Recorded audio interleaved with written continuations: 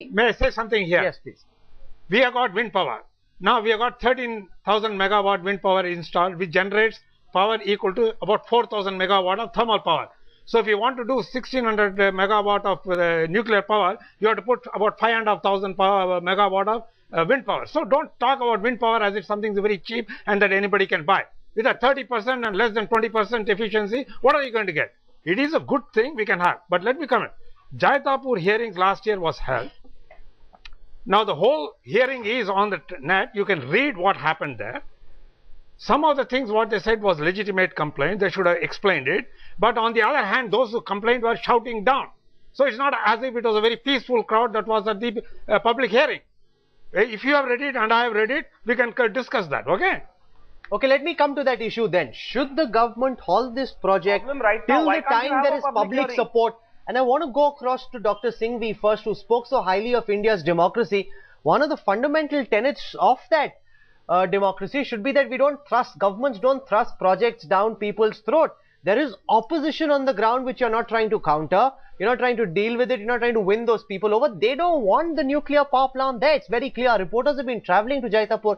They come back and say there is strong people's opposition. Does that not matter, Dr. Singhvi? Rahul, that's a very good question and I'm glad you asked it. Because on every aspect of that, you are wrong. A nuclear plant or any big project cannot hang in the air. It has to occupy some land. Every place where a project like this is put, there will be opposition. Therefore, to think that wherever there is opposition, a project cannot come is to give a veto to oppose us. That's not the way democracy works. Let me tell you how democracy worked in this case and worked in every other nuclear project in India, contrary to China, contrary to Shiv Sena's approach and contrary to even UK. You first have a very detailed project report. You have a legislation putting a cap on liability. Removing a cap on liability and making it much more facilitative. You have a 1, 2, 3 agreement which makes this possible. You then have a safety designed by institutional statutory board, the Atomic Energy Board.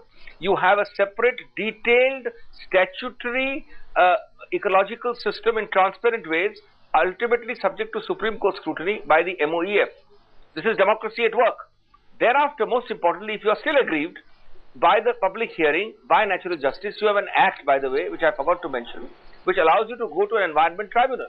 The environment tribunal is headed by a Supreme Court retired judge. You can raise every objection about the quality of hearing and attack a decision of the MOEF, including this one. Which country in the world, I want to ask you, has so many things that after all this, Singhvi, we have the 1985, channels like yours and ours and other channels discussing it openly. There have been 85 tremors in the area where the Jaitapur power project is to come up. People are concerned, especially after Fukushima. Okay, Dr. Balachandran. Every day there are hundreds of tremors. What are you talking about tremors? Right. Earthquake is every day about 10,000 earthquakes takes place.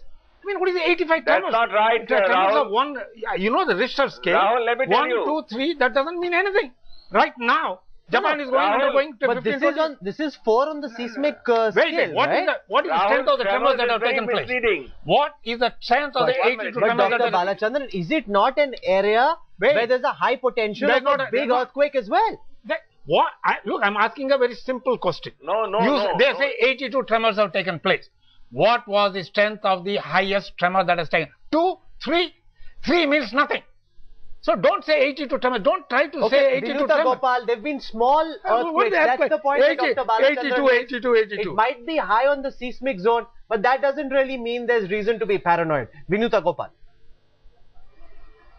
Get the facts. Tell me what is the Richter scale of the... The fact is quite simple.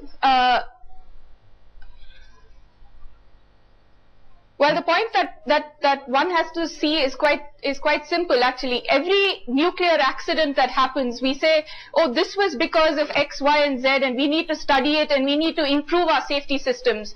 Now, the question is this really even an economically viable energy solution? And the answer in America is that it is not. America, who was pioneering nuclear energy, did not believe